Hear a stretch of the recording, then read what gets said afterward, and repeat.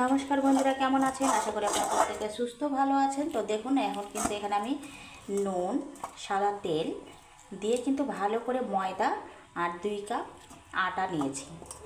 তো নিয়ে কিন্তু ভালো করে আমি মেখে নিয়েছি।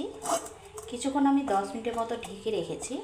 আর এখানে হচ্ছে নিয়েছি কাঁচা লঙ্কা, জিরে, ধনে পাতা, এখানে হচ্ছে ম্যাগি মশলা।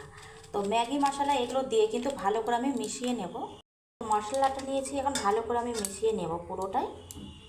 মাখা কমপ্লিট। এখন আমি পুরিগুলোকে বেলে নেব। এখন আমি কিন্তু এটাতে একটু সামান্য নুন দিয়ে ভালো করে মেখে নেব।